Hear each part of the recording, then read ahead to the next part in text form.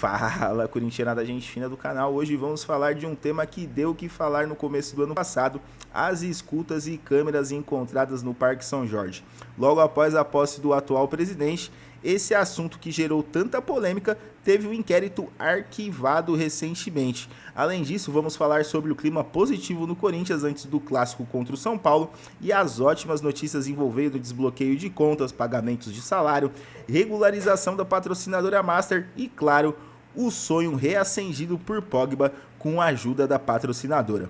Para começar, vamos ouvir a análise da galera da Rádio Energia 97 sobre o arquivamento do inquérito e os desafios que a gestão do presidente Augusto Melo vem enfrentando. O inquérito policial que investiga a suposta espionagem no Corinthians, quando o Augusto entrou, né, acharam câmeras lá na antessala dele, da presidência, no CT. E aí investigaram e falaram o seguinte, que não tem, assim, coisa relevante para dizer que havia uma espionagem mesmo, que as imagens eram fracas, poucas, quase não tinha som. Então, arquivaram o processo aí, que não tem como achar quem foi o autor, nem nada. Basicamente foi isso. Mas, também agora tem isso aí, não é, né, pela polícia, mas dentro do Corinthians, há uma investigação, né, para saber quem vazou os dados do contrato do Depay. Sim. Né? Porque, a Lelê deve saber. Né, porque falou assim que isso aí, inclusive, é perigoso porque é o seguinte, no contrato do Depay existe, né, uma cláusula lá de confidencialidade. Entendeu? Isso aí não pode ter sido vazado. Né, entendeu? Inclusive a equipe do Depay também cobrou isso do Corinthians. Como assim? Vazar o contrato com todos os detalhes, né, de todas as formas. E foi gente graúda dentro do Corinthians, porque... Mas quando você pega um vice-presidente se posicionando a favor do impeachment, você vai esperar o quê? O vazamento de informações, obviamente que eu não tô falando que foi ele que vazou, mas é dentro de uma situação na qual você Quebrado, né? Não, você tem uma diretoria extremamente dividida, então o vazamento de contrato é a coisa mais simples de acontecer. Por mais que esteja guardado as 7 chaves de uma forma sigilosa, Lelê, clube de futebol nada é sigiloso. Quando precisa ser, já não é. Imagina quando o clube tá dividido da forma como tá. Então, um vazamento de contrato, Motinha, pra mim, é algo que é um dos menores problemas. Por exemplo, o negócio do cartão de crédito, que também vazou. As vésperas também de uma eleição a favor do impeachment ou não. Isso aí é tudo estratégia, velho. Essa matéria do Fantástico, que apareceu no domingo à noite, você acha que foi coincidência? Você acha que foi do nada que apareceu? Às vésperas da eleição? Né, mano? Política é isso. É óbvio. Na verdade, é só mais um fato aí, né, pro Augusto Melo, pra ele se ligar que realmente, assim, ele achou que ele tinha feito uma limpa, porque ele falou que ele confiou nas pessoas erradas no início da gestão, porque muita gente da gestão estava, inclusive, jogando contra ele. Esse Mariano seria uma das pessoas erradas? Eu espero que hoje ele tenha essa visão. Porque ele defendeu muito, né, o Marcelo Mariano. Ele até que chegou um momento que não tinha mais como defender. E foi agora essa questão do inquérito. Então, assim... E esse negócio aí do contrato do Memphis é só mais uma coisa de que tem gente jogando contra dentro da própria gestão dele. Então, é complicado, porque ele tá sofrendo com isso desde o início da gestão. Com a turbulência fora de campo começando a se acalmar, o Corinthians vem mostrando o foco total no clássico desse fim de semana. Agora vamos ouvir o jornalista Chico Garcia, que traz informações sobre a preparação do time, o clima positivo nos bastidores e as grandes novidades que animam a Fiel. Desbloqueio de contas, pagamentos de salários e a Master finalmente regularizada. Além disso, o sonho por Pogba, que pode ganhar força com o apoio da patrocinadora. Muito pouco para o primeiro clássico do ano entre Corinthians e São Paulo, majestoso, domingo no Morumbis. E nesta quinta-feira que passou, o Corinthians conseguiu quitar os salários atrasados com o elenco e a comissão técnica. Eram alguns dias, o Corinthians já tinha prometido para o seu elenco que assim que entrasse um dinheiro, né, por conta do fluxo de caixa, em razão do bloqueio de contas, dos empresários, aquelas dívidas todas que vocês já sabem, o Corinthians quitaria. E o Corinthians conseguiu receber a premiação de 2024 do Campeonato Brasileiro, cerca de 33 milhões de reais, e com isso conseguiu quitar essas pendências relacionadas ao elenco e à comissão técnica. Vejam só, depois de 3 vitórias consecutivas, mesmo com pendências, mesmo com salários atrasados, a diretoria foi lá e deu esse carinho para toda a delegação às vésperas de um clássico. Vocês imaginem a motivação que esses caras não terão. Já teriam por si só, por ser clássico, pela sequência positiva, pelo que o time tá jogando, mas vamos combinar que não deixa de ser um agradinho interessante, né? Ó, rapaziada, tá tudo em dia, então pode jogar o clássico com a cabeça focada naquilo que interessa, que é jogar contra o São Paulo no Morumbi no domingo. O São Paulo que venceu o Guarani, jogando bem, colocando titulares e tal. Vai ser um embate muito legal da gente acompanhar. O Gustavo Henrique noticia o Corinthians, tá fora por tempo indeterminado. A gente não tem como precisar aí, mas imagino, obviamente eu sou leigo no assunto, né? É só uma experiência de acompanhar casos parecidos em questões musculares, como é o caso do Gustavo Henrique, 2 a 3 semanas. Pode ser que role um pouco mais, mas ele vai perder esse começo de temporada do Corinthians. O Gustavo Henrique, que terminou a temporada como titular ao lado do André Ramalho. O André Ramalho é titular absoluto e na sua dupla, digamos assim, tem essa expectativa. Será que vai ser o Kaká? O João Pedro Tchoca fez um jogaço contra o Água Santa. O Félix Torres foi titular também contra o Água Santa, mas esse eu acho que perdeu espaço. Então, assim, e tem o Renato também no elenco, né? Mas eu tô esquecendo de um zagueiro, eu acho. Não, acho que é isso. Eu imagino que seja o Kaká. Dentro de uma hierarquia sem o Gustavo Henrique ao lado do André Ramalho, o Kaká deve ser o zagueiro no Majestoso.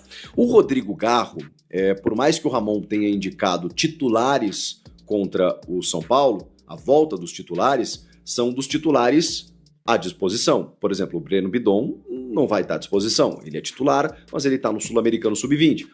O Rodrigo Garro ainda não está à disposição. Ele voltou a treinar no meio dessa semana, voltou a correr depois da tendinite lá do joelho, acompanhado pelos fisioterapeutas.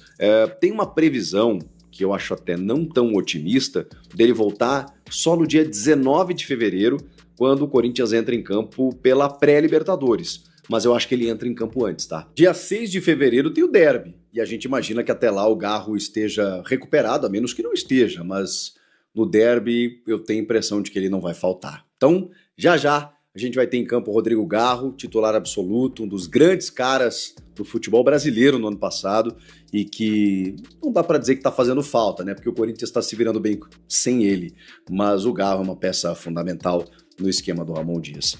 Bom, gente, vamos lá. A gente nem teve tempo de falar, porque foi no dia do jogo com o Água Santa, mas a Esportes da Sorte finalmente conseguiu a liberação do governo federal, do Ministério da Fazenda, para operar aqui no Brasil. E isso muda tudo, né, gente? É uma autorização por 5 anos, com a outorga paga de 30 milhões de reais e todas as regulamentações, todas as normativas presentes, inclusive com domínio, né, com o final ali .bet.br, que está sendo verificado. Mas a Esportes da Sorte conseguiu se adequar e foi autorizada. Com isso, o Corinthians resolve um grande impasse, porque era isso, né? A diretoria estava esperando o que fazer para muitas coisas começarem a andar a partir de agora. Entre elas, sim, a contratação de Paul Pogba. Não é novidade para ninguém.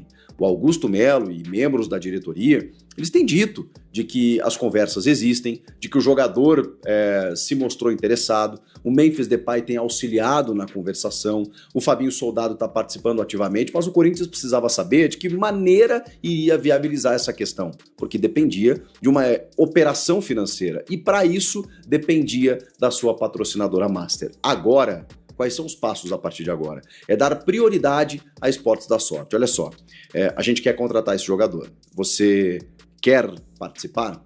E o quer participar demanda um outro estágio, que é definir uma outra operação de marketing, de contrapartidas, de entender qual a porcentagem disso, para saber se o investimento será do tamanho que ela faz com o Memphis Depay ou menor, se ela pode, né, compor uma parte e o Corinthians buscar outros investidores, ou daqui a pouco a Esportes da Sorte chega e diz, não, eu não tenho interesse, eu já ajudei no Hugo Souza, eu já estou participando com o Memphis Depay, eu estou de boa. Mas o Corinthians, até pela parceria que firmou com essa empresa, está dando prioridade à Esportes da Sorte. Depois disso, se a Esportes da Sorte disser, não, eu não quero, aí o Corinthians vai ao mercado buscar parceiros para viabilizar o negócio. Porque, gente, as conversas já existem, não é novidade para ninguém, e o tempo está acabando, porque em março ele poderá estar de volta, ele tem propostas, mas o Corinthians conversa com ele e ele se mostrou bem interessado. Não dá para dizer que ele vai jogar no Corinthians, mas o que a gente ouve de dentro do Corinthians é isso, de que ele vai jogar no Corinthians.